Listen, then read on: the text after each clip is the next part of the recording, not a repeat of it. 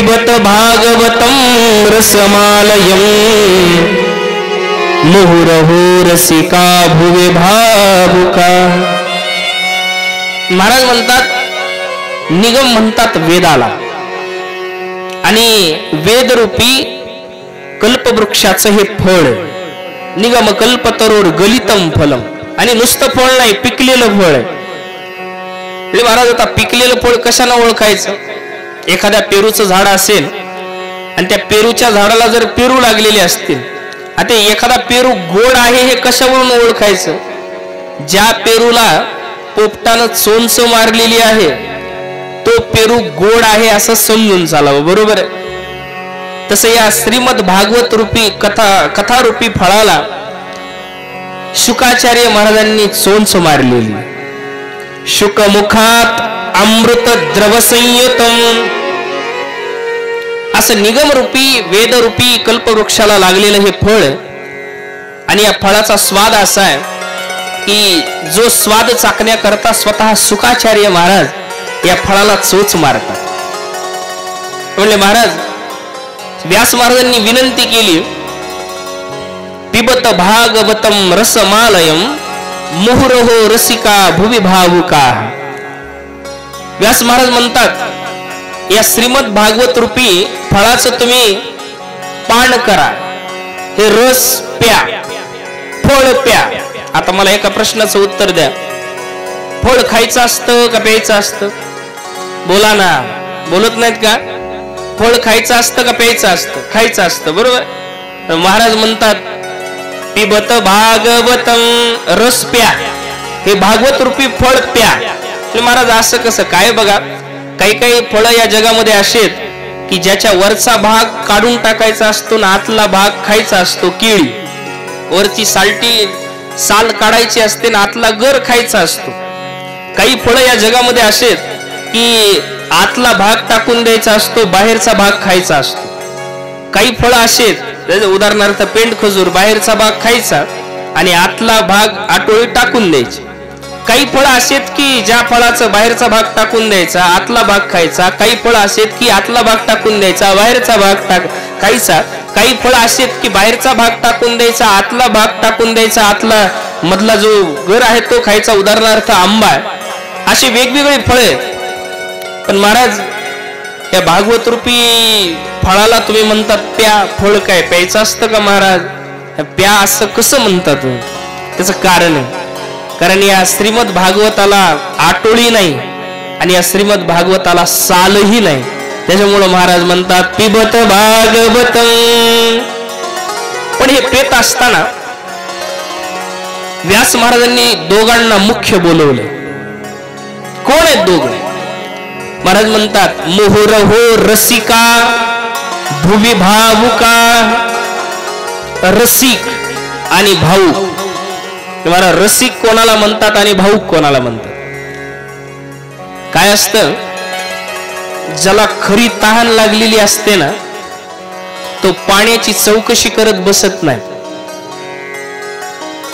एखाद्या वेळेस बस स्टँडला पानपोळी टाकलेली असावी, वनमारुती जवळ पानपोळी टाकलेली, आणि पाणी पिण्याकरता एक गृहस्थ आला आणि जो पाणी वाटत होता माणूस त्या पाणी वाटणाऱ्याच्या जवळ आला, ग्लास हातामध्ये घेतला आणि बोलत होता त्या पाणी वाटणाऱ्याला, का हो तुम्ही पाणी वाटता, या ठिकाणी पाणी कशाचं भरता? अहो पाणी शुद्ध विहिरीच आहे, चांगलं पाणी आहे, शुद्ध पाणी आहे, प्यायला सुद्धा गोड पाणी आहे।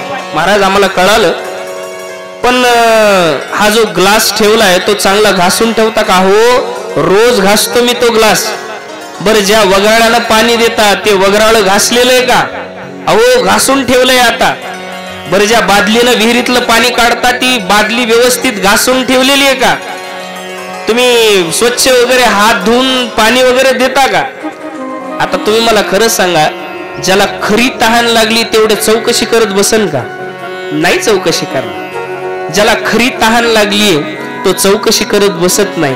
तसं भागवत कथा ऐकण्याची जरा खरी तहान लागली तो बाकीची चौकशी करत बसत नाही, त्याला फक्त भागवत कथा ऐकायची असते। महाराज म्हणतात हे भागवत रूपी फळ पिण्याकरता या दोघांना मुख्य बोलवलंय. रसिकाः भावुकाः, ज्याच्या अंतःकरणामध्ये भागवताविषयी प्रेम आहे त्यानं यावं.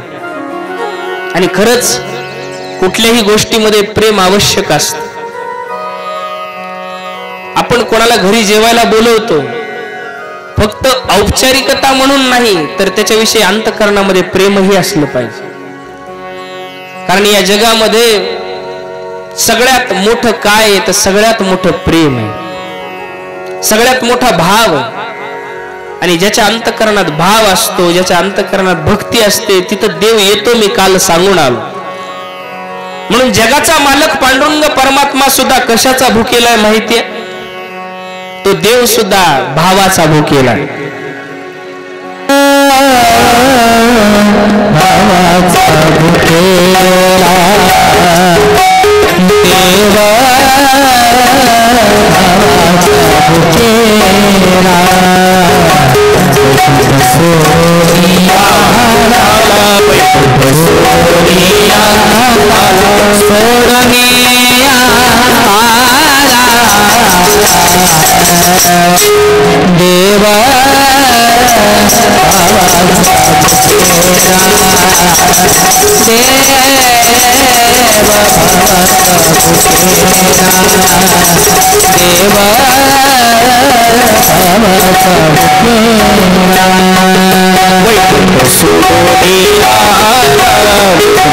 सोनिया सोनिया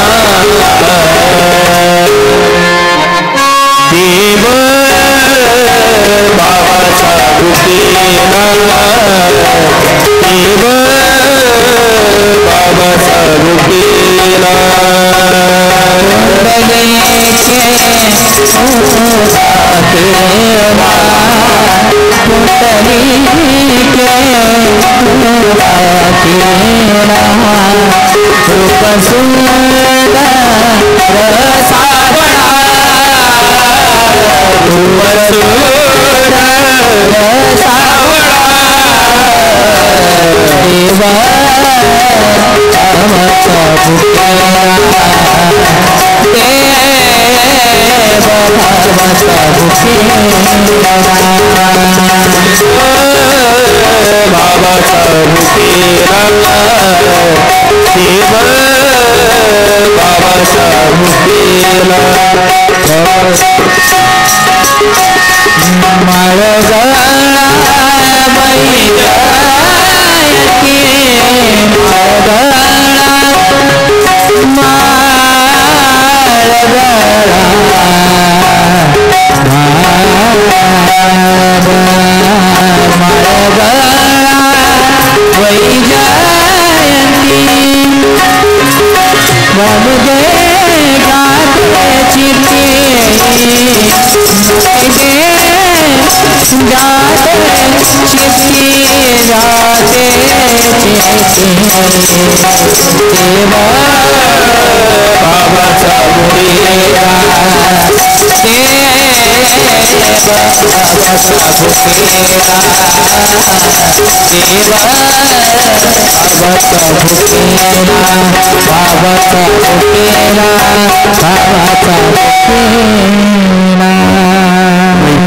सोडुनिया आला, सोडुनिया आला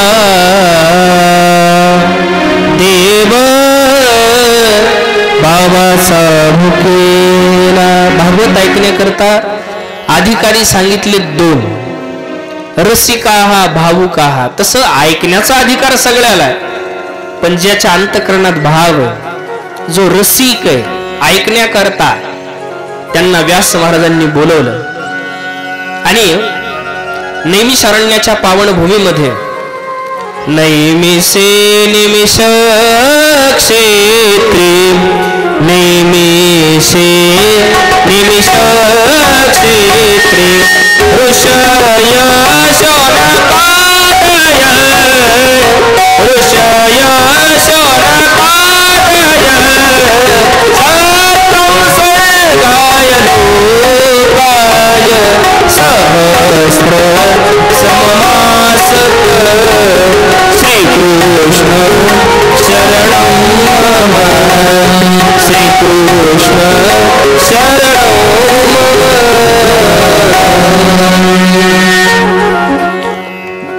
नैमिषारण्याच्या पावन भूमीमध्ये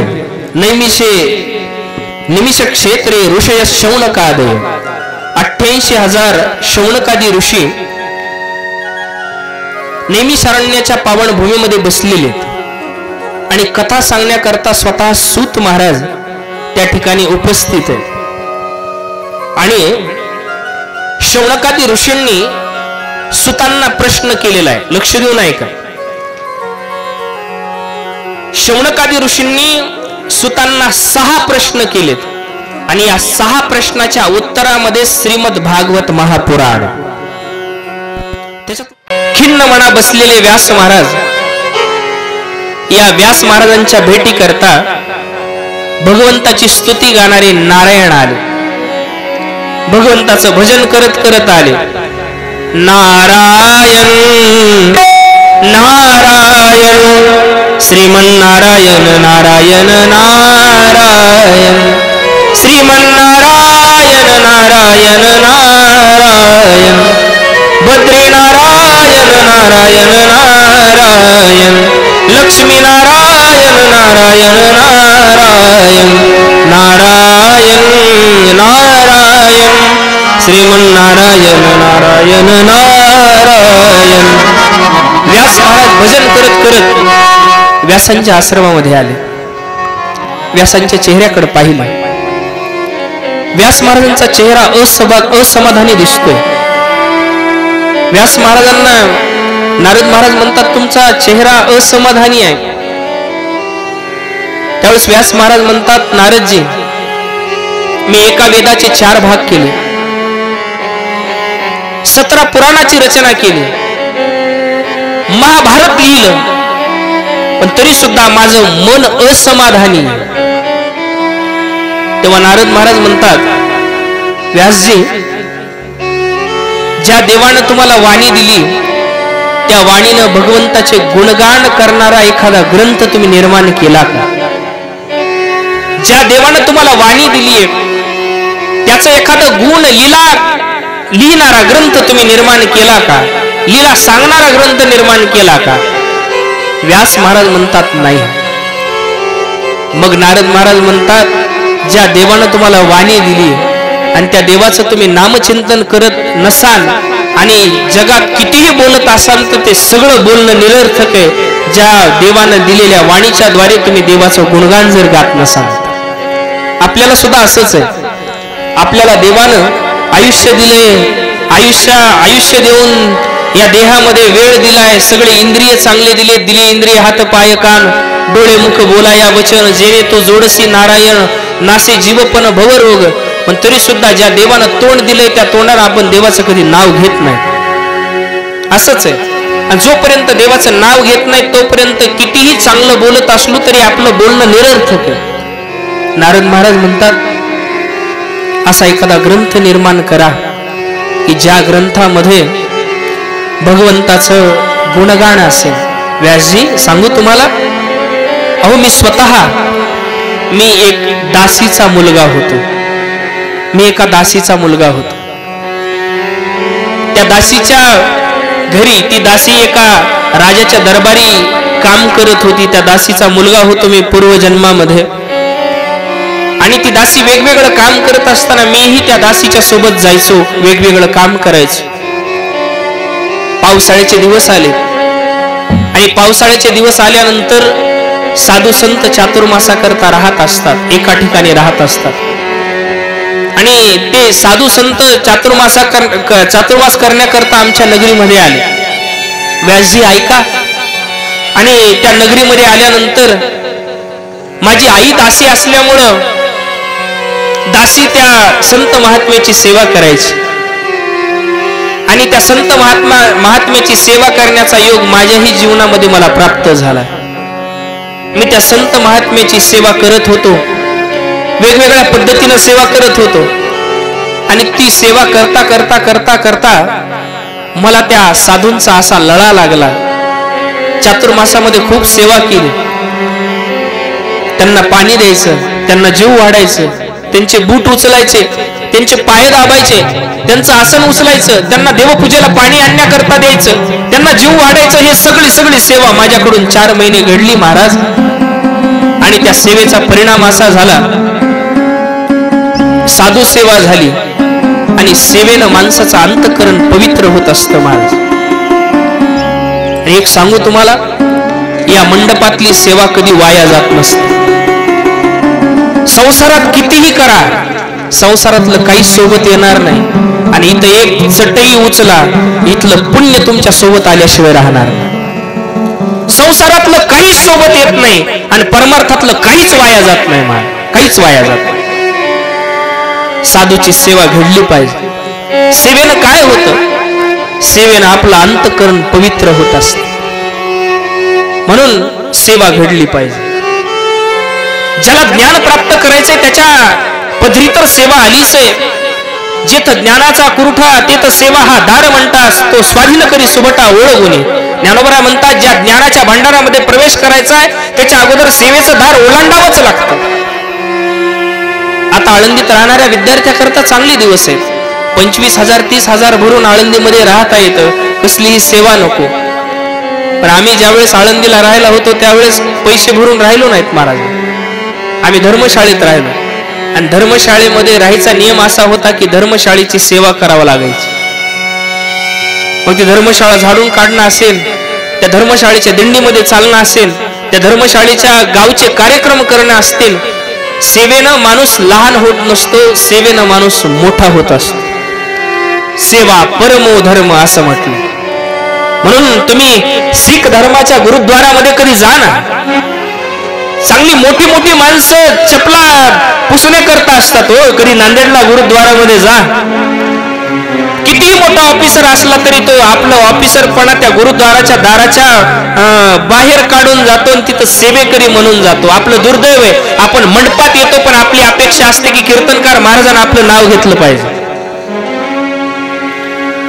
आपण धर्ममंडपामध्ये, माझी तर विनंती अशी असते की ज्यावेळेस आपण धर्ममंडपामध्ये येत असताना चप्पल जशी बाहेर काढून येत असतो ना मायबाप, तसा आपला अहंकार सुद्धा बाजूला काढून आलं पाहिजे. माझ्या घरी एवढी शेती आहे, मी नोकरीला आहे, मी एवढा मोठा आहे, हे मंडपाच्या बाहेर काढून आलं ना, हे बाहेर काढून आलं की फार जगण्याला आनंद येतो महाराज. गुरुद्वारामध्ये कधी जा ना, ते सेवा करतात, वाढतात. सेवेला फार प्राधान्य आहे. सेवेनं माणूस लहान होत नसतो, सेवेनं अंतःकरण माणसाचं पवित्र होत असतं.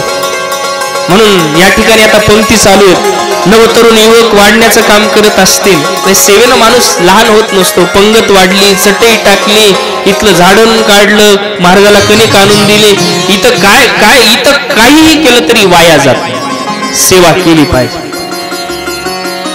व्यासजी चातुर्मासामध्ये साधूची सेवा माझ्याकडून घडली आणि त्याचा परिणाम असा झाला, चातुर्मास संपला आणि चातुर्मास संपून ज्यावेळेस साधू मंडळी जायला लागली ना, त्यावेळेस माझं अंतःकरण भरून आलं, माझ्या डोळ्यातून पाणी आलं आणि त्यांचा विरह मला सहन होईना. कारण संतांच्या संगतीमध्ये आनंद असतो, संतांची गावी प्रेमाचा सुकाळ, संतांच्या संगतीमध्ये आनंद असतो. संत मला सोडून जायला लागले. चातुर्मास संपल्यानंतर मला ते राहावे ना. बऱ्याचदा असं होतं महाराज, या ठिकाणी सप्त्याचा मंडप असतो, 8 दिवस घवघव होते आणि 8 दिवसानं सप्ताचा मंडप काढला की करमत नाही. आणि मी थोडा अभिमान म्हणून नाही सांगत, पण मला म्हणजे सांगायला आवडेल की या परिसरामध्ये सप्ते व्हायचे ना महाराज. लहान होतो मी, हे लहान असताना परिसरात सप्ते व्हायचे. पलीकडे ते पवार सप्ताह करायचे, गोपीनाथ पवार. त्या सप्त्याचा मंडप मी तिथं जायचो, 8 दिवस पिशवी घेऊन जायचो वायरची. इथं सुद्धा राहिलेलो या सप्ताहात. वायरची पिशवी घेऊन यायची, त्याच्यात धोतर असायचं, कपडे असायचे, ती वायरची पिशवी घेऊन जायचं. आणि सप्ताह संपल्यानंतर जेव्हा घरी आलो ना, मंडप काढल्यानंतर त्या ठिकाणाहून जाऊन 2 दिवस रडत होतो महाराज, रडायचो. पण मी अभिमानानं नाही सांगत, त्या रडण्याचा परिणाम आज मी महाराज आहे, त्या रडण्याचा परिणाम आज मी भागवतकार. म्हणून काही जणांच्या टाळक्यात कधी येईन माहित नाही, लोक म्हणतात सप्ताह करण्याचा काय फायदा आहे. अरे एखाद्याची जरी जिंदगी सुधारली तर सप्ताह केल्याचा फायदा आहे. सत्यानं काय होत नाही महाराज. दारूत आणि तंबाखूत आणि जुगारात जर पैसे वाया घालवित असू, अहो एक माणूस जर तंबाखू खात असेल, गुटखा खात असेल आणि त्याच्या दिवसाच्या जर 4 पुड्या होत असतील तर दिवसाचे 40 रुपये प्लस 365 दिवसाचे पैशाचा हिशोब लावा. तेवढी पट्टी सप्त्याला दिली आणि एखाद्याची जिंदगी जर सुधारत असेल तर सप्ताह काय वाईट आहे का महाराज? चांगला आहे. सेवेनं माणूस लहान होत नसतो. नारद महाराज म्हणतात त्यांचा विरह मला सहन झाला आणि त्यांच्या संगतीमध्ये माझ्या जीवनावर असा परिणाम झाला की माझ्या मनामध्ये भगवंताविषयी प्रेम निर्माण झालं, भगवंताविषयी आस्था निर्माण झाली, भाव निर्माण झाला. आणि भाव निर्माण झाल्यानंतर मी भगवंताचं भजन करत होतो आणि भजन करत करत एक दिवस असा आला की मला थोडं थोडं देवाचं दर्शन व्हायला लागलं. आणि जास्त काही दर्शन नाही झालं पण थोडं झालं. असं म्हणतात ज्यावेळेस आपला 13 कोटी नामजप होईल, विठ्ठल विठ्ठल म्हणा, रामकृष्ण हरी म्हणा, कोणताही नामजप जो आवडेल आपल्याला, गोंदवलेकर महाराजांनी सांगितलेले ज्यावेळेस 13 कोटी नामचिंतन आपल्याकडून होईल त्यावेळेस भगवंत आपल्याला प्रत्यक्ष दर्शन दिल्याशिवाय राहत नाही. 13 कोटी. आपलं असं असतं आपण संकल्प करतो नामचिंतन करेल आणि 8 दिवस संकल्प चालतो रामकृष्ण हरी रामकृष्ण हरी रामकृष्ण हरी रामकृष्ण हरी, फक्त ते कंटिन्यू चालत नाही. हेच आपल्यातला फरक. नारद महाराज म्हणतात मला ते प्रेम जागृत झालं, भगवंताचं दर्शन झालं आणि भगवंताचं दर्शन झाल्यानंतर भगवंतानं मला सांगितलं की तू आणखीन अपरिपक्व आहेस, आणखीन तुला साधना करावी लागेल. आणि व्यास महाराज तुम्हाला सांगू माझ्या गळ्यात जो विना आहे ना, माझ्या गळ्यात हे मला हा जो गळ्यात विना आहे ना, तो मला देवानं दिलेला विना आहे. बरं, देवानं दिलेला विना आहे. म्हणून मी आज बघा ना भगवंताचा किती प्रसाद मोठा आहे की सगळ्या त्रिलोक्यात माझा जय जयकार.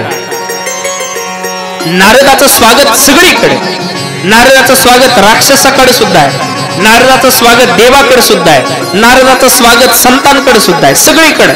बघा ना मला देवानं दिलेला विना आहे. देवदत्ता मीना वीणा देवदत्ता वीणा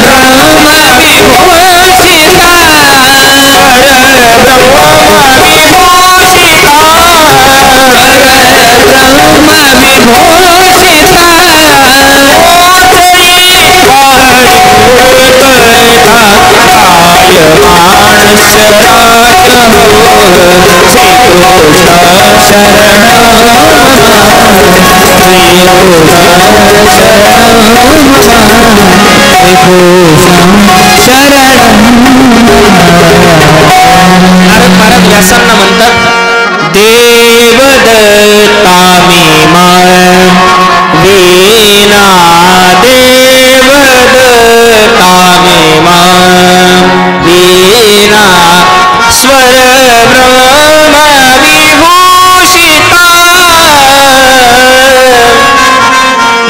मूर्छयित्वा हरिं कथा. व्यासजी माझ्या गळ्यात जो विना आहे तो स्वरानं अलंकृत विना आहे. म्हणून स्वर लावलेला जर विना असेल तर तो विना फार गोड वाजतो आणि काकड्याच्या भजनात तर फार गोड वाजतो. म्हणून तो विना देवानं दिलेला आहे आणि देवानं दिलेल्या विण्याचा आजपर्यंत मान आहे. कितीही लहान माणूस असू द्या, वयानं लहान असू द्या, पण त्याच्या गळ्यात विना असला की किती मोठ्यातला मोठा माणूस त्याच्या पाया पडत असतो. का तर तो देवानं नारदाला दिलेला आहे आणि ती नारदाची गादी आहे, तो नारदाचा विना आहे. म्हणून कीर्तनकाराला फार सूट आहे महाराज. कीर्तनकार काही जरी बोलला तरी लोक काहीच बोलत नाही. लोक म्हणतात नारदाच्या गादीवर आहे आणि कीर्तनकारांना सुद्धा नारदाच्या गादीवरून काहीही बोलू नये कारण ती गादी नारदाची. पण लोकांच्या अपेक्षा बदलल्या महाराज. लोकांना वाटतं हसवणारा महाराज पाहिजे, लोकांना वाटतं जोक करणारा महाराज पाहिजे. अरे जोक करायला तुम्हाला थुकरटवाडी आहे, हास्य जत्रा आहे, बघा ना टीव्हीवर शो. कीर्तन हसण्याकरता नाहीये, कीर्तन उद्धारा करताय, कीर्तन परिवर्तना करताय. लोकांना वाटतं महाराज कधी आता जोक सांगतात की, महाराज आता कधी चुटका सांगतात की, महाराज कधी आता हसवतात की. नारदाच्या गादीवर अशा अपेक्षा करू नका. आणि अशा अपेक्षा करू नका, नाही तर बऱ्याचदा आम्ही कीर्तनाला गेल्यानंतर पाटील आम्हाला सांगितलं जातं महाराज आज जरा फवारा मारा, नाही तर पिकं झोपण्याची शक्यता आहे, पडण्याची शक्यता आहे. आणि ज्या पिकाला पडायचंय त्यानं घरीच पडलेलं बरं, धर्ममंडपात तरी कशाला यावं, बरोबर आहे ना. इथं जाग होण्याकरता म्हणून ही विना देवानं दिलेली. देवदत्ता मिमाम विना. नारद महाराज म्हणतात माझं बघा ना, माझ्या त्रिलोक्यात जय जयकार आहे, मी त्यांचं भजन केलं ना म्हणून. व्यास महाराज म्हणतात ठीक आहे. आणि व्यास महाराज आपल्या आश्रमामध्ये सरस्वती नदीच्या किनाऱ्यावरती क्षम्यप्रास नावाचा एक आश्रम. सरस्वती नदी ही फक्त एकाच ठिकाणी दिसते. जर तुम्ही बद्रीनाथ केदारनाथला गेलात, आम्हाला जायचं होतं सप्टेंबर मध्ये पण ते कॅन्सल झालं, आता मे महिन्यामध्ये जायचं. बद्रीनाथाच्या जवळ पुढे बळी महाराज 3 किलोमीटर वरती एक भारताचं अंतिम गाव आहे. त्या गावाचं नाव आहे माणा, शेवटचं गाव आहे. त्या ठिकाणी सरस्वती नदी दिसते, त्याच ठिकाणी दिसते. पुढे ती सरस्वती नदी गुप्त होत जाते. त्या ठिकाणी सरस्वती नदी आहे. आणि त्या सरस्वती नदीच्या बाजूला, सरस्वती नदीच्या पश्चिम तटाला व्यास महाराजांचा आश्रम आहे. त्या आश्रमाचं नाव आहे क्षम्यप्रास. आणखी सुद्धा तो आश्रम त्या ठिकाणी आहे, ज्याला व्यास गुफा म्हणतात, व्यास आश्रम म्हणतात. त्या ठिकाणी सरस्वती नदी, त्या नदीमध्ये स्नान केलं व्यास महाराजांनी. आणि स्नान करून श्रीमद भागवत महापुराणाची रचना व्यास महाराजांनी करायला सुरुवात केली. गणेशजीला आव्हान केलं, स्वतः लिहिण्याकरता गणेशजी आले. आणि तिथं गणेश गुफा सुद्धा. व्यास महाराजांनी भगवंताच्या या लीलेचं गायन करायला सुरुवात केली. आणि हे सगळी भागवत महापुराणाची रचना झाल्यानंतर आता हे द्यावं कोणाला, रचना तर झाली, द्यावं कोणाला. आठवण झाली आपल्या मुलाची, आपल्या पुत्राची, जो जन्मल्याबरोबर आपलं घर सोडून वनामध्ये गेलाय. त्या मुलाची आठवण झाली, वनामध्ये गेलाय, पण तो येणार परत कसा. 2 श्लोक आपल्या शिष्यांना लिहिले चिठ्ठीवरती. आणि 2 श्लोक लिहून शिष्यांना सांगितलं की जा या श्लोकाचं पठण वनामध्ये जाऊन करा. त्या शिष्यांनी 2 श्लोक घेतले. शुकाचार्य महाराज ज्या दिशेनं गेले त्या दिशेनं हे शिष्य त्या श्लोकांचं गायन करत करत गेले. व्यास शुकाचार्यांनी ज्या ठिकाणी समाधी लावली होती त्या ठिकाणी गेले आणि त्या श्लोकाचं गायन करत. त्याच्यातला पहिला श्लोक असा. बरहा पीडम नटवर वपू कर्णयो कर्णिकारं बिभ्रदवास कनक कपीशं वैजयन्तीं क्षमाना रन्ध्रारवेणुरधर सुधया पूरयन् गोपवृन्दै वृन्दारण्यं स्वपदरमणं प्राविशोद्गीतकीर्ति. हा श्लोक शुकाचार्य महाराजांच्या कानावरती आला आणि शुकाचार्य महाराज म्हणतात, वाह काय सुंदर आहे तो परमात्मा, काय दिसायला सुंदर आहे. बरहा पीडम नटवर वपू कर्णयो कर्णिकारं. सगळ्या नटांचा वर असणारा तो परमात्मा काय सुंदर आहे दिसायला. देव दिसायला सुंदर आहे. म्हणले जाऊ द्या, दिसायला चांगला आहे, पण स्वभाव कसा आहे काय माहिती. बऱ्याचदा माणसं दिसायला चांगले असतात, स्वभाव चांगला नसतो. काही जणांचा स्वभाव चांगला असतो, दिसायला चांगले नसतात. काही माणसं स्वभावानं चांगले नसतात, दिसायला चांगले नसतात. आणि काही माणसं दिसायला चांगले असतात, स्वभावानं चांगले असतात. काय माहिती, हा दिसायला चांगला आहे, नटाचा वर आहे, नटवर आहे, पण प्रत्यक्षात याचा स्वभाव माहित नाही. लगे दुसरा श्लोक कानावरती आला. अहोबकीयं स्तनकालकूटं जिगांसयापाय यदप्यसाध्वी लेभे गतिं नात्रचितां ततोऽन्यं कं वा दयालुं शरणं भजे। दुसरा श्लोक कानावरती आला आणि निर्गुण ब्रह्माच्या उपासनेमध्ये स्थित असणारे शुकाचार्य त्यांची समाधी उत्थान पावली आणि म्हणतात, काय हा दिसायला सुंदर आहे पण त्याचा स्वभाव सुद्धा सुंदर आहे, की जी पुतणा स्तनामध्ये कालकूट नावाचं विष घेऊन मारण्याकरता आलती त्या पुतळेला सुद्धा या भगवंतानं मोक्ष दिलाय। काय स्वभाव सुंदर आहे, काय सुंदर आहे। राजस सुकुमार मदनाचा पुतळा, राजस सुकुमार मदनाचा पुतळा, राजस सुकुमार मदनाचा पुतळा, राजस सुकुमार मदनाचा पुतळा, रवी शशी कला लोपैया, रवी शशी कला लोपैया, रवी शशी कला लोपलिया, रवी शशी कला लोपलिया, मळवट चंदनाची कस्तुरी, मळवट चंदनाची होती,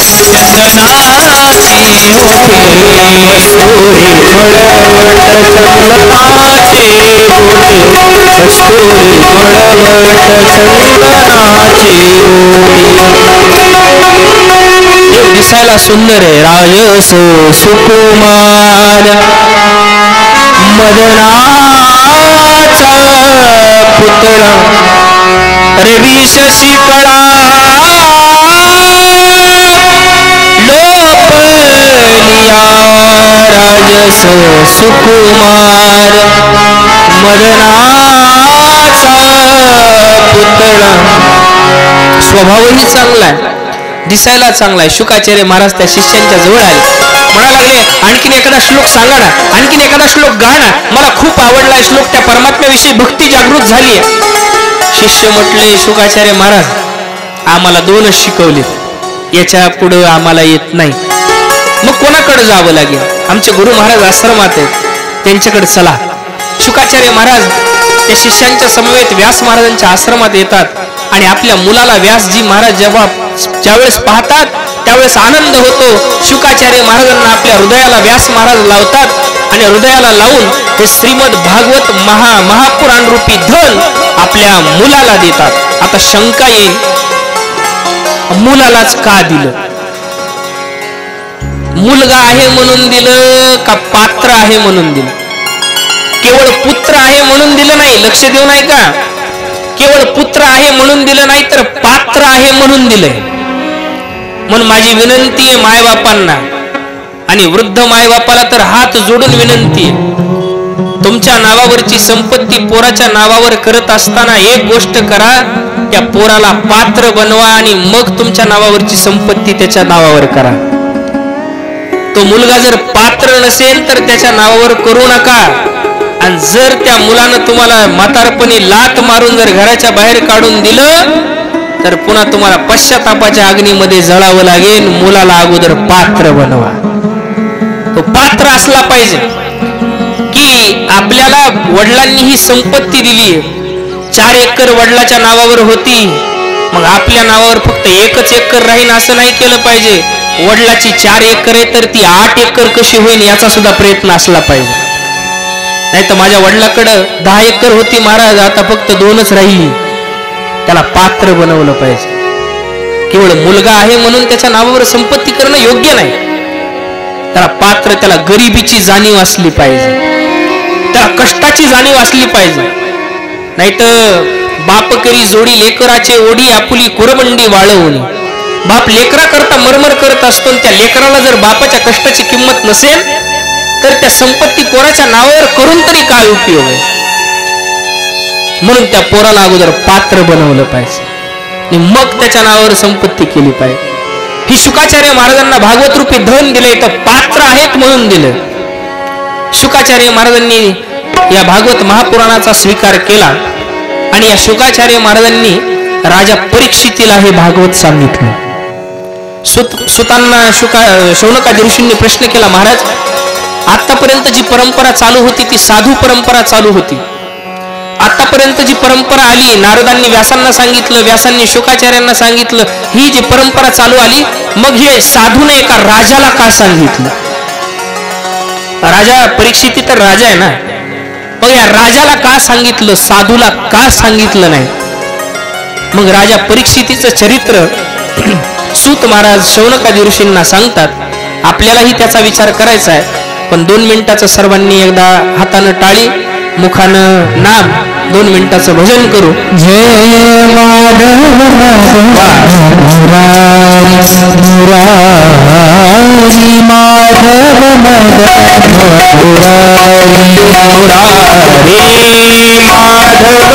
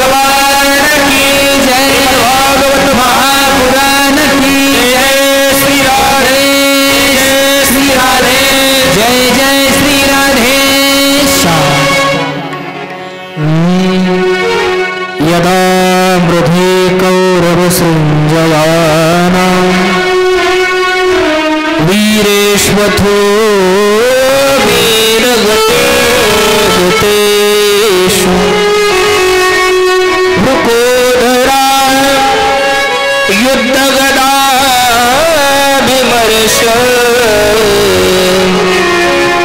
भगनोर्दंडे धृतराष्ट्रपुत्रे. सूत महाराज सांगतात शौनकादी ऋषींना, कौरवांच्या आणि पांडवांच्या युद्धामध्ये कुरुक्षेत्राच्या भूमीवरती ज्या वेळेस दुर्योधनाच्या मांडीचं भेदन भीमाच्या गदेनं केलं, हडासा आणि मासाचा चिखल त्या ठिकाणी झालेला होता, रक्ताचे पाट वाहत होते आणि त्या रक्ताच्या पाट हाडा मासाच्या चिखलाच्या त्या चिखलात पडलेला दुर्योधन अंतिम क्षण मोजत होता. काही क्षणात दुर्योधन मरणार होता, पण त्या काही क्षणात दुर्योधन मरणार अशा स्थितीमध्ये अश्वत्थामा त्या ठिकाणी आला आणि अश्वत्थामा दुर्योधनाच्या जवळ येऊन दुर्योधनाला म्हणत होता, दुर्योधना, काय तुझी अवस्था झाली? कोणाला सेनापती बनवलंस तू? अरे ज्या भीष्माला सेनापती बनवलंस ते भीष्म फक्त शरीरानं तुझे होते, मरण मात्र पांडवाचे होते. द्रोणाचार्य शरीरानं तुझे, मरण मात्र पांडवाचे. कृपाचार्य शरीरानं तुझे, मरण मात्र पांडवाचे. अशा लोकांना तू सेनापती बनवलंस. दुर्योधन सुद्धा काही क्षणात मरणार होता. मरता मरता म्हणत होता अश्वत्थाम्याला, अश्वत्थाम्या, हे तर झालंय ना, मला दुःख या गोष्टीचे की आम्ही 100 होतो, आमच्यातला एकही वाचला नाही. पांडव 5 होते, पांडवातला एकही मेला नाही, याचं मला दुःख जास्त. काय केलं पाहिजे आता अश्वत्थामाने? अश्वत्थामा म्हणतो, काही करू नको, फक्त मेला नाहीस ना आणखीन, जाता जाता मला सेनापती बनव, मला सेनापती बनव. दुर्योधनाला सुद्धा बरं वाटलं. अंतिम काळ जवळ आलाय ना, आणि अंतिम काळ जवळ येत असताना सुद्धा बघा, काही काही माणसं असे असतात, शेवटच्या श्वासापर्यंत बदल होत नाही महाराज त्यांच्यात.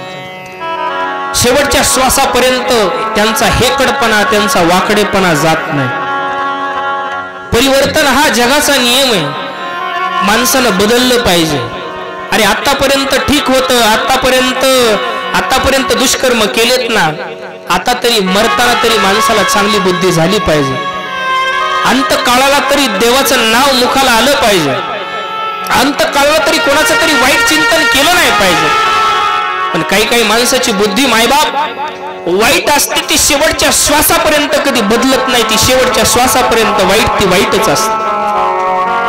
दुर्योधनाचं सुद्धा तसंच होतं. दुर्योधन म्हटला, आण पाणी, सोडतो संकल्प, जा, तुला आम्ही सेनापती बनवले. कुरुक्षेत्राच्या त्या रणभूमीवरती सेनापती बनवलं जातं अश्वत्थाम्याला. अश्वत्थामा म्हणतो, बाग दुर्योधना, जे काम भीष्मानं केलं नाही, जे काम कृपाचार्यांनी केलं नाही, जे काम द्रोणाचार्यांनी केलं नाही, ते काम हा अश्वत्थामा करून आणेन, बघ तुला वचन देतो मी. अश्वत्थामा आता सेनापती झालाय, निघालाय पांडवांच्या दिशेनं.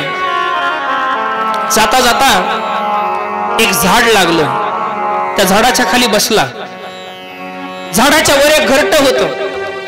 त्या घरट्यामध्ये वेगवेगळे लहान पिलं राहत होती आणि त्या लहान पिलाला चारा आणण्याकरता ती माय बाहेर गेलेली होती. दुसरा एक मोठा पक्षी येतो, पिलं झोपलेली आहेत, त्या पिलांच्या तोंडाला, त्या मुंडक्याला असं चोचीमध्ये धरतो, गरकून मुंडकं फिरवतो आणि त्या लहान लहान पिलांना मारतो. तोच बोध अश्वत्थामा घेतो आणि म्हणतो की आता पांडवांना सुद्धा असं झोपेत मारणार आहे, असंच मारणार आहे.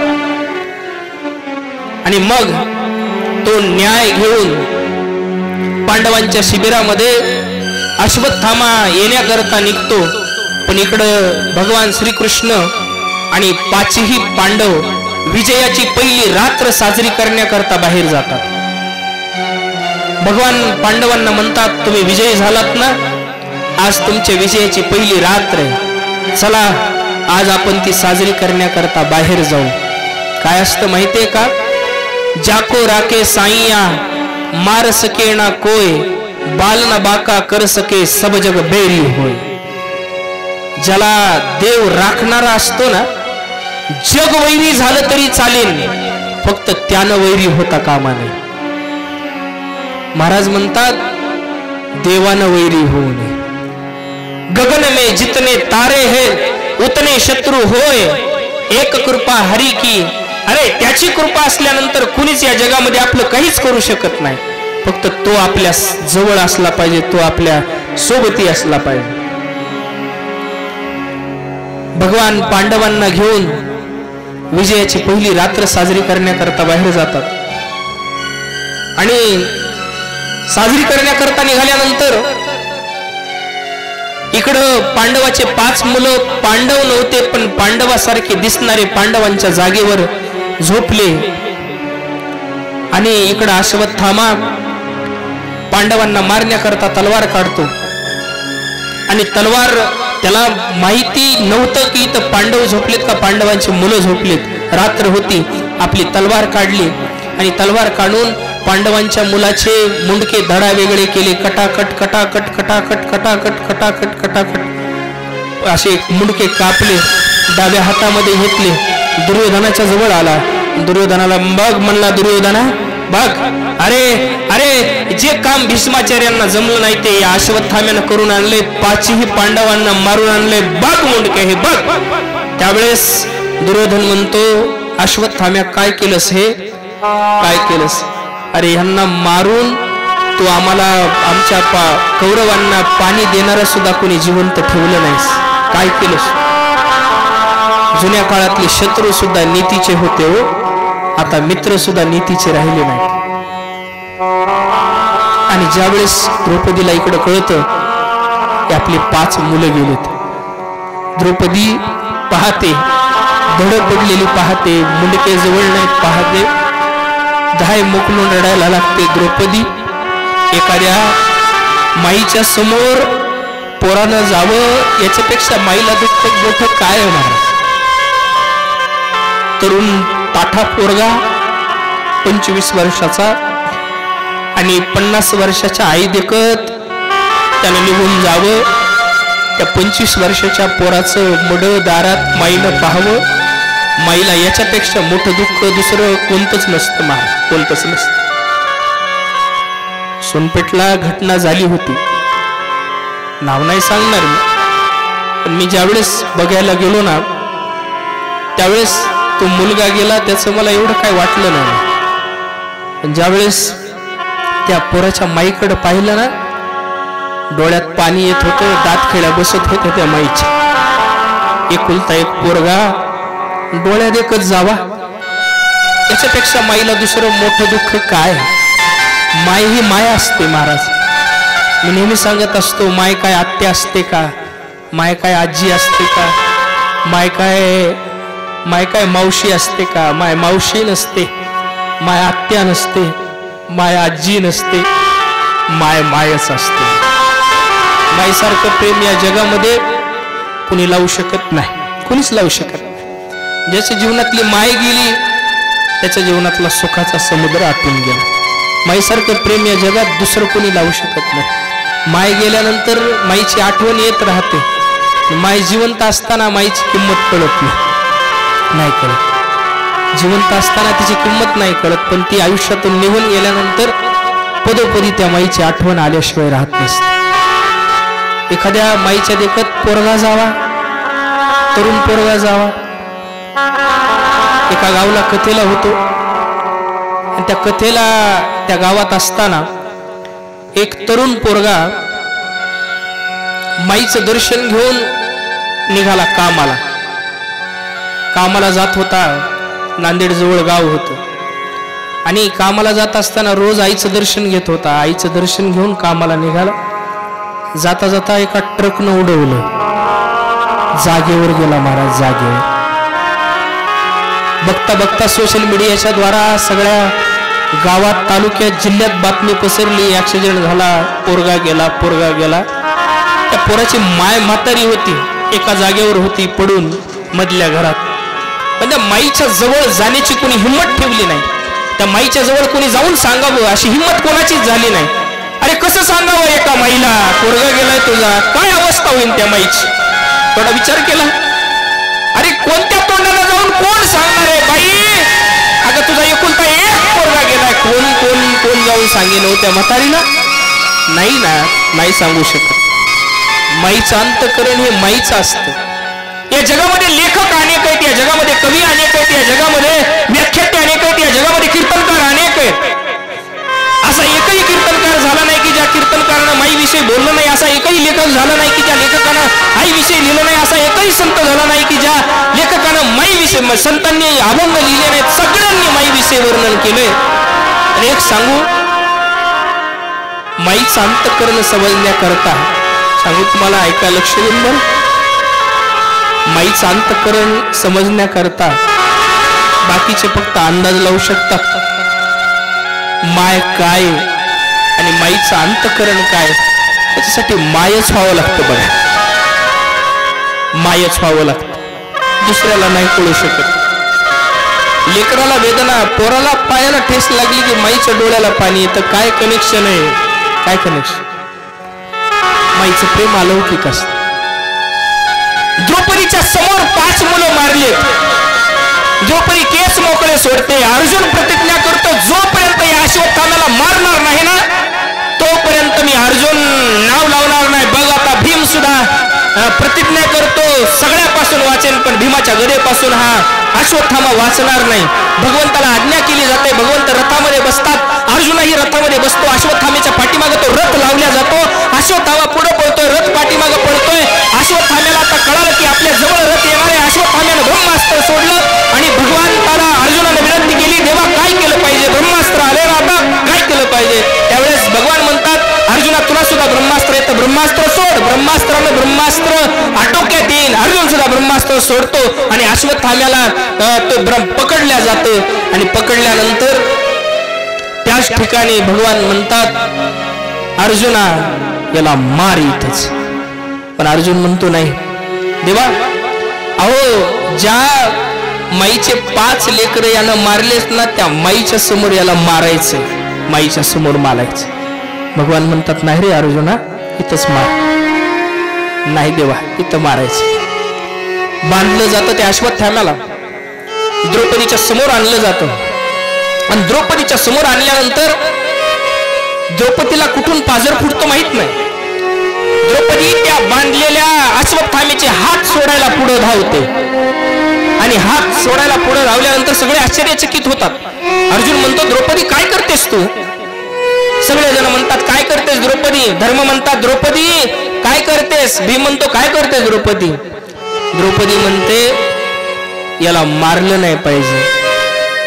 का द्रौपदी? अगं तुझे 5 मुलं मारलेत ना, मुंडके वेगळे केलेत ग, आणि याला सोडलं पाहिजे, याला सोडलं पाहिजे. द्रौपदी म्हणते, हा एकतर ब्राह्मण आहे, दुसरी गोष्ट तुमचा गुरुपुत्र आहे. गुरुपुत्र हा गुरुच्या समान असतो, त्याला सोडा, त्याला मारू नका.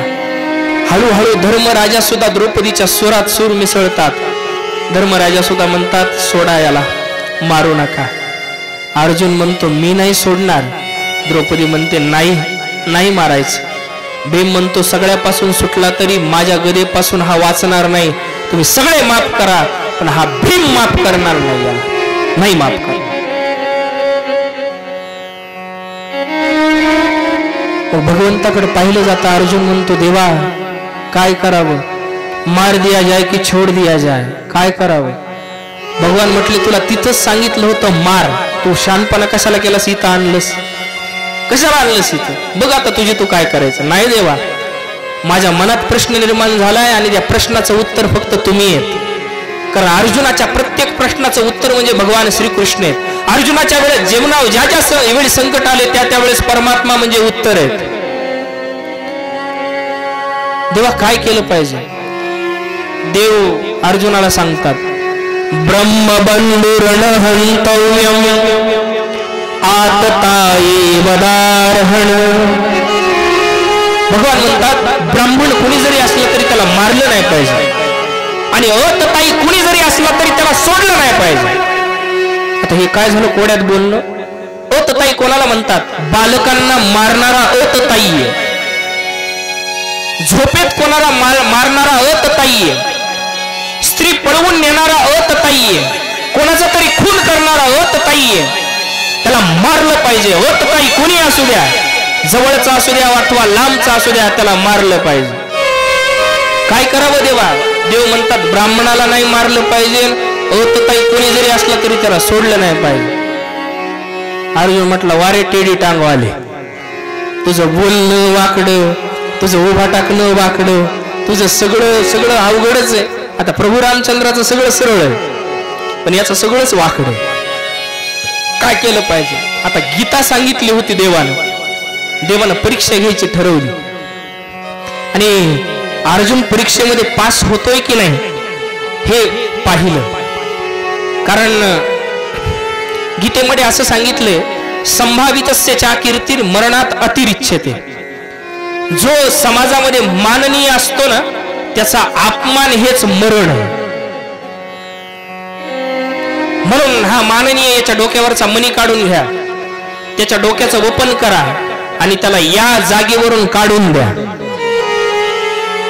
अश्वत्थाम्याला काढून दिलं जातं आणि अश्वत्थाम्याला काढून दिल्यानंतर पुन्हा सगळे आपल्या शिबिरामध्ये परत येतात आणि शिबिरामध्ये परत आल्यानंतर सगळ्यांनी आता असं ठरवलं की आता खूप दिवस झालेत भगवंतासोबत बोलणं व्हावं. भगवंत म्हणतात आता खूप दिवस झालेत, आता मला द्वारकेला गेलं पाहिजे. हस्तिनापुरात येऊन सुद्धा बरेच दिवस झाले, परत गेलं पाहिजे. आणि परत जाण्याकरता ज्यावेळेस भगवान निघतात आणि भगवान ज्यावेळेस परत जाण्याकरता निघतात त्यावेळेस उत्तरा पळत येते. पायी पायी महायोगी देव देव जगत्पते नान्यं तदभयं पश्येत् यत्र मृत्यू परस्परं. भगवान द्वारकेकडे जाण्याकरता रथामध्ये पाऊल ठेवणार तितक्यात उत्तरा पळत पळत येते. देवा देवा हे महायोगीन माझं रक्षण करा. तप्त असणारा हे सूर्यासारखं तेज हे लोखंड माझ्याकडे येतंय. पांडवांचा कुलदीपक माझ्या पोटामध्ये या गर्भाचं रक्षण करा. आणि अशी प्रार्थना केल्यानंतर माझी काया लागला बनवा, गळे माझी काया लागला बनवा, गळे माझी काया लागला बनवा, गळे माझी काया लागला बनवा, गळे माझी काया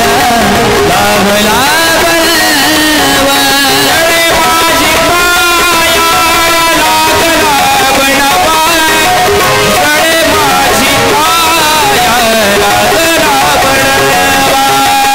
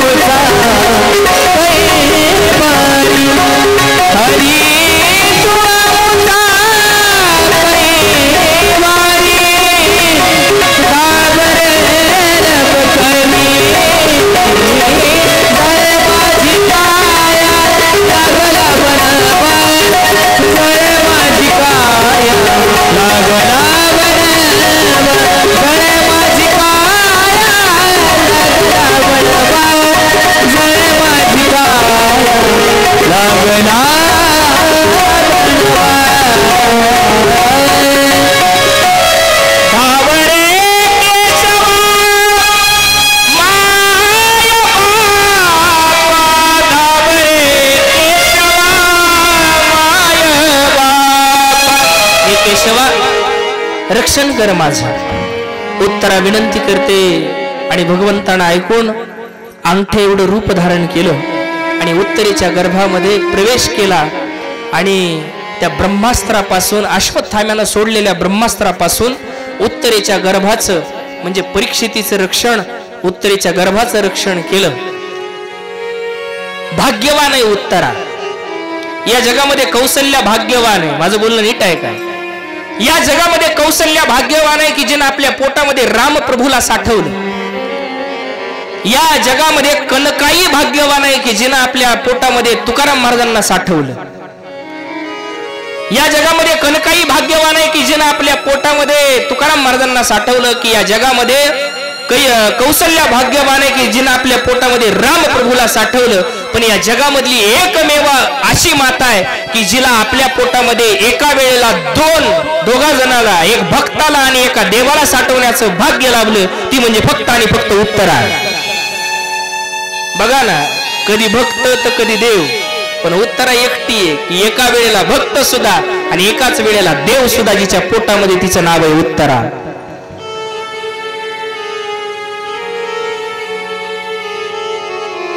गर्भाचं रक्षण केलं आणि गर्भाचं रक्षण करून पुन्हा भगवान द्वारकेला जाण्याकरता निघतात. कुंती आडवी येते. देवा थांबा ना काही दिवस, तुमचा विरह नाही सहन होता आम्हाला, तुम्ही थांबलं पाहिजे. नमस्कार करते कुंती आणि कुंती नमस्कार केल्यानंतर भगवान म्हणतात, बुवा अशी उलटी गंगा कशी व्हायली? श्रेष्ठ व्यक्तींनी कनिष्ठ व्यक्तीला नमस्कार करत नसतात. त्यावेळेस कुंती म्हणते, कृष्णा हाच मोहाचा पडदा तुम्ही आमच्या सगळ्यांच्या डोळ्यावरती टाकलाय. तुम्ही लहान नाहीये, तुम्ही कोण आहे? नमस्ते पुरुषम त्वाद्यम ईश्वर प्रकृते परम. तुम्ही ईश्वर आहात, प्रकृतीच्या पलीकडचे आहात. अशी 26 श्लोकामध्ये कुंतीनं भगवान श्रीकृष्णाची स्तुती केली. कुंती म्हणते, असे काही प्रसंग आमच्या जीवनामध्ये आले की ज्या प्रसंगातून देवा तुम्ही नसतात तर आम्हाला कोणी सोडवलं नसतं. पाहते पांडव अखंड वनवासी, पण त्या देवासी आठवित. भीमाला मारण्याकरता विषामध्ये, लाडूमध्ये विष घालून दिलं, पण ते विष आम्हाला मारक नाही तर तारक झालं फक्त तुमच्यामुळं. लाक्षागृहामध्ये पांडवांना जाळून मारण्याचा प्रयत्न करण्यात आला, पण देवा तुम्ही जरा पांडवांच्या जीवनात नसतात तर या पांडवांना कोणी वाचवलं असतं. म्हणून विनंती आहे, थांबा. पुन्हा भगवान थांबले आणि थांबल्यानंतर आपल्या शिबिरामध्ये एक दिवसाचा प्रसंग असा घडला. सगळ्यांचे भोजन वगैरे झाले आणि सगळ्यांचे भोजन वगैरे आटोपून भगवान आता झोपण्याकरता जाणार. आणि झोपण्याकरता जाता जाता युधिष्ठिराच्या शिबिरामध्ये पाहिलं, धर्मराज युधिष्ठिराच्या महलामधला, शिबिरामधला दिवा चालूच होता. भगवंताने शिबिरामध्ये डोकवलं. युधिष्ठिर आणखीन जागेच होते. भगवंतानं बाहेरून आवाज दिला, धर्मराज. रडत असलेले धर्मराज युधिष्ठिर डोळ्यातलं पाणी पुसलं. या ना देवा, या. धर्मराज, तुमच्या डोळ्याला पाणी, तुम्ही रडताय? धर्मराज म्हणतात, देवा मी पापी आहे. कितीतरी पोरांना मारलंय मी, कितीतरी जणीचं डोक्याचं कुंकू पुसलंय. कशा करता माझ्या मनात निर्माण झालं ना, मी भारताचा राजा भाव, या पृथ्वीचा राजा भाव माझ्या मनात आलं ना. कितीतरी सगळ्यांना मारलंय, पापी आहे मी देवा, पापी आहे. त्यावेळेस भगवान श्रीकृष्ण म्हटले, रणांगणावर एकाला समजून सांगितलं आणि आता एकाला समजून सांगावं लागतं. कुरुक्षेत्रावरती अर्जुनाला समजून सांगितलं आणि इथं आल्यानंतर रडायला लागला धर्मराज युधिष्ठिर. तिथं तर समजून सांगितलं एकाला, तिथं एक रडत होता आणि इथं एक रडतोय. पण भगवंतानं तिथं उपदेश केला नाही, धर्मराजाला समजून सांगितलं नाही का? काय असतं, जो सांगणार आहे त्याच्याविषयी अंतःकरणात श्रद्धा असली तर ते ज्ञान पचतं. जर सांगणारा विषयी मनात जर श्रद्धा नसेल तर ते ज्ञान पचनी पडत नाही. सांगणाऱ्याच्या विषयी भाव असला पाहिजे, सांगणाऱ्याचा विषयी प्रेम असलं पाहिजे, सांगणाऱ्याच्या विषयी आदर असला पाहिजे. नाही तर लोकांकरता नुसतं येऊन बसायचं ते ज्ञान पचनी पडत नाही. लोक काय म्हणतील म्हणून येऊन बसायचं ते ज्ञान पचनी पडत नाही. जो सांगतोय ना, कुणी असेल, एखादा गुरु असेल, गुरुविषयी भाव नसेल तर तुम्हाला काय शिकवलेलं पचनी पडणार आहे. म्हणून जो सांगतोय त्याच्याविषयी अंतःकरणात भाव असला पाहिजे, प्रेम असलं पाहिजे. भगवान म्हणतात आता याला समजून सांगायचे, पण आता मी नाही सांगणार, याला भीष्माचार्याकडून समजून सांगायचं. 52 दिवसापासून बाणाच्या शय्येवरती पडलेले भीष्माचार्य. द्रौपदीला सोबत घेतलं, 5ही पांडवांना सोबत घेतलं आणि रणभूमीवरती बाणाच्या शय्येवरती पडलेले भीष्माचार्य. या भीष्माचार्याकडे धर्मराजाला समजून सांगण्याकरता 5ही पांडव भगवान श्रीकृष्ण भीष्माचार्यांच्या जवळ येतात. भीष्माचार्याचं शरीर बाणाच्या टोकावरती, सगळ्या शरीरामध्ये बाण आहेत, त्या बाणाच्या बाजूनं रक्त असं थोडं थोडं थोडं थोडं रक्त येतंय. सगळे ऋषी, धौम्य ऋषी हे सगळे दर्शन देण्याकरता, भीष्माचार्यांना दर्शन देण्याकरता आलेत.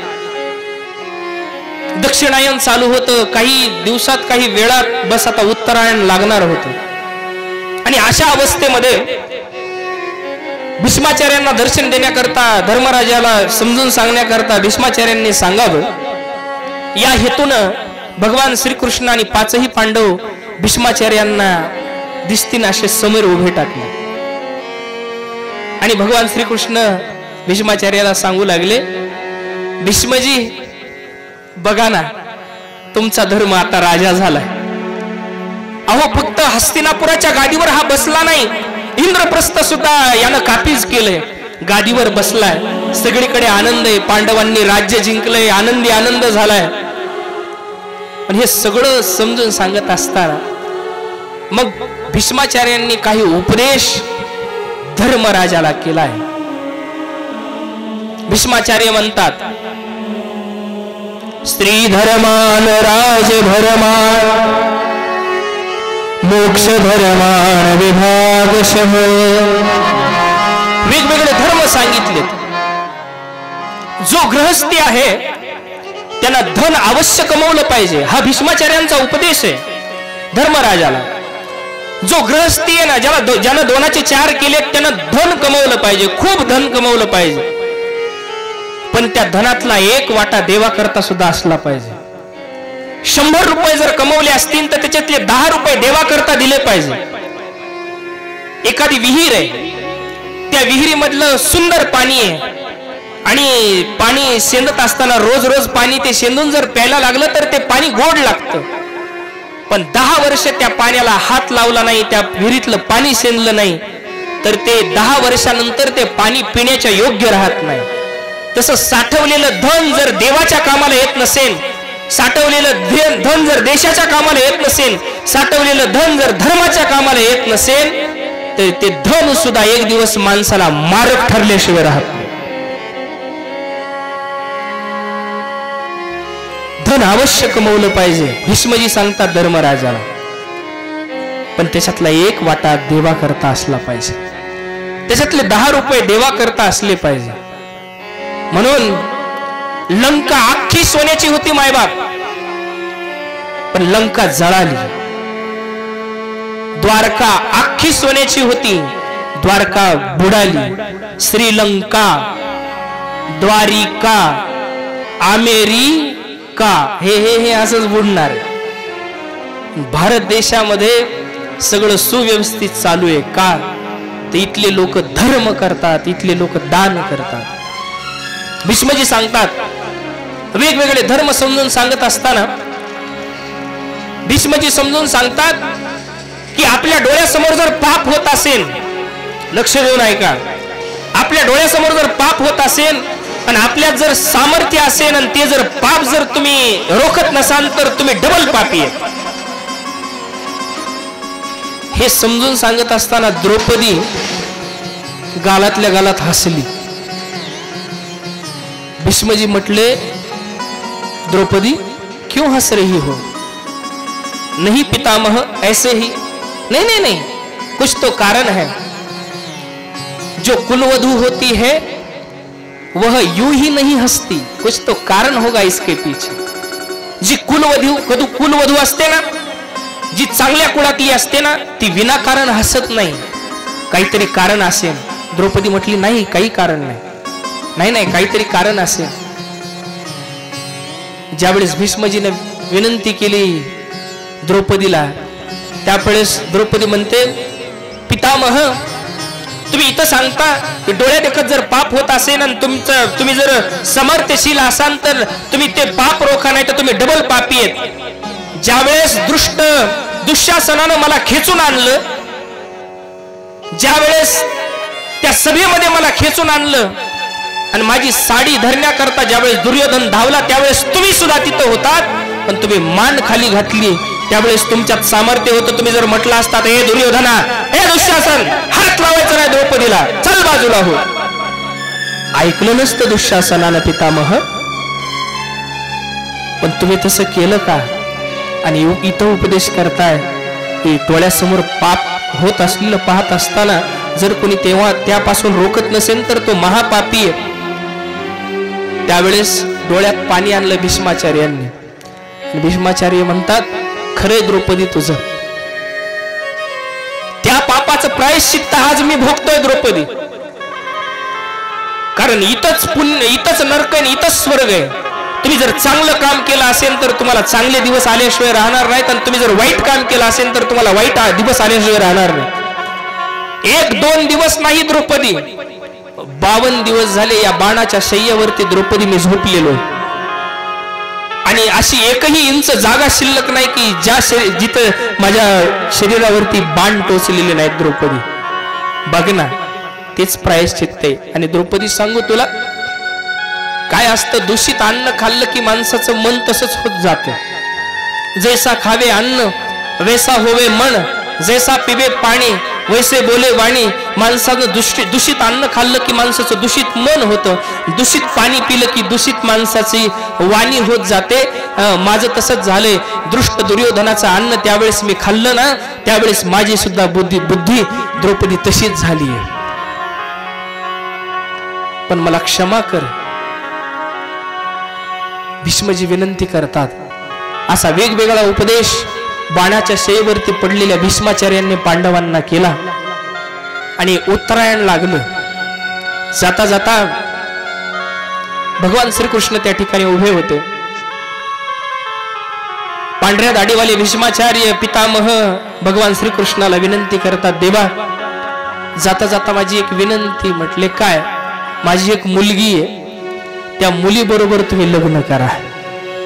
पांडव म्हटले, मुलगी? तुम्ही तर बालब्रह्मचारी, गंगेचे पुत्र आहेत तुम्ही, भीष्माचार्य. तुम्ही बालब्रह्मचारी प्रतिज्ञा केली आपल्या पित्या करता, आजीवन ब्रह्मचारी राहील ही प्रतिज्ञा तुम्ही केलेली, आणि तुम्हाला मुलगी? सगळे आश्चर्यचकित झाले. भीष्माचार्य म्हणतात, हा मला मुलगी आहे ना. काय तुमच्या मुलीचं नाव? त्यावेळेस भीष्माचार्य म्हणतात, इतिमती रूप कल्पिता वे तृष्णा भगवती सात्वत पुंग देवी भूमी स्वसुखमुपगते क्वचिद् विहरतुं प्रकृतिमुपेयुषि यद्भव प्रवाह त्रिभुवन कमलं तमालवर्णं त्रिभुवन कमलं तमालवर्णं रविकर गौरवराम्बरं ददानि वपुरलककुलानिदं नहासि. असं सुंदर वर्णन केलं. भीष्माचार्य म्हणतात, माझी एक मुलगी आहे, त्या मुलीचं नाव आहे बुद्धी. आणि प्रत्येकाला एक मुलगी असते, तिचं नाव आहे बुद्धी. लग्न झालेलं असू द्या, न झालेलं असू द्या, प्रत्येकाला एक मुलगी आहे, तिचं नाव आहे बुद्धी. भीष्माचार्य म्हणतात या माझ्या बुद्धिरूपी मुलीचा विवाह मला तुमच्या बरोबर लावायचा आहे, कारण या जगामध्ये एवढी सद्गुणी माझी मुलगी, एवढी सद्गुणी, तिला तुमच्यासारखा वर शोधून सापडणार नाही, कारण बुद्धीला अंतिम ठिकाण म्हणजे भगवान श्रीकृष्ण आहेत. जगामध्ये दोन बुद्धी आहेत बघा, एका बुद्धीचं नाव आहे सद्बुद्धी आणि दुसऱ्या बुद्धीचं नाव आहे दुर्बुद्धी. सद्बुद्धी एकच असते आणि ती लहान आहे असं समजू नये. सूर्याकडे पाहिल्यानंतर फक्त बचक भरण एवढीच सूर्याचं अस्तित्व आपल्याला दिसतं इथून पृथ्वी तलावून. ज्ञानोबा वर्णन करतात बिंब तरी बचकेची एवढे, एवढंच दिसतं ते, एवढंच. पण प्रकाशाकरता त्रिभुवनाला सुद्धा ते प्रकाश देत राहत. तसं बुद्धी थोडी असं, सद्बुद्धी थोडी असं समजू नये. ती सद्बुद्धी जसा गंगेशी उददी निरंतर, जसा गंगेचं पाणी नित्य प्रवाहित असतं ना, तसं ही बुद्धी सुद्धा तिचं अंतिम ठिकाण म्हणजे भगवान श्रीकृष्ण आहेत. म्हणून या जगामध्ये बुद्धी ती बुद्धी आहे की जी बुद्धी देवाला शरण जाते. भगवान श्रीकृष्णाला विनंती करतात, देवा माझ्या या मुली बरोबर तुम्ही लग्न करा, तुमच्यासारखा वर मला शोधून सापडणार नाही. विनंती केल्यानंतर भगवान श्रीकृष्ण त्या विनंतीचा स्वीकार करतात आणि स्वीकार करून उत्तरायण लागले. धन्य ते पितामह भीष्म की ज्यांना शेवटचं दर्शन देण्याकरता स्वतः भगवान श्रीकृष्ण येतात आणि बस आज्ञा घेतात भीष्माचार्य, देवा आता मी जाणार आहे, या जगाचा निरोप घेणार आहे. पितामह भीष्माचार्य इच्छामरणीत बरे, इच्छामरणीत. द्रौपदीला बोलत असताना सुद्धा भीष्माचार्यांनी असं सांगितलंय, माझ्या मनात आलं असतं तर मी पहिल्या दिवशी मरून गेलो असतो, पण मला पापाचं प्रायश्चित्त घ्यायचं होतं, म्हणून मी आज 52 दिवस झाले बाणाच्या शय्येवरती आहे, पापाचं प्रायश्चित्त घ्यायचं. भीष्माचार्य म्हणतात आता उत्तरायण लागलं, आता मी जाण्याकरता, प्रभू जाण्याकरता मी तुम्हाला विनंती करतो, तुमच्या चरणाजवळ मला स्थान द्या, तुमच्या चरणाजवळ मला जागा द्या. आणि भक्ताची हीच प्रार्थना असते. भक्ताचं काय शेवट काय, भक्ताच्या अंतसमयी फक्त देव दिसावा एवढीच भक्ताची प्रार्थना असते. भक्त विनंती करत असतो देवाला, देवा आयुष्यभर मी भजन केलंय ना, आयुष्यभर भजन केलंय, ते भजन याच्या करता केलंय की शेवटच्या वेळेला फक्त तू दिसावा याच्या करता. म्हणून भक्त विनंती करत असतो बघा, इतना तो करना स्वामी जब प्राण से निकले, गोविंद नाम लेकर तब प्राण से निकले. तो भक्त विनंती करतो, देवा शेवट येईन ना माझा, प्रत्येकाचा येत असतो देवा शेवट, पण ज्यावेळेस माझा शेवट येईन ना, फक्त देवा एवढं करा, ज्यावेळेस मी जाईन ना त्यावेळेस अंत समयाला फक्त तुमची आठवण राहू द्या आणि तुमचं नाम माझ्या मुखामध्ये राहू द्या.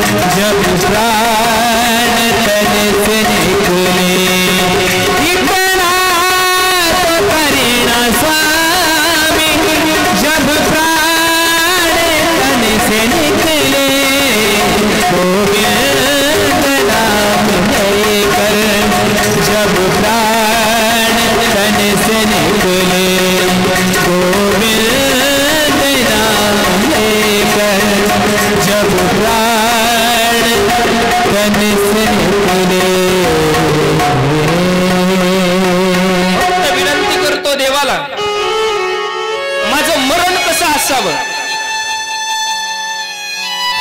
श्री गंगा जी का तट हो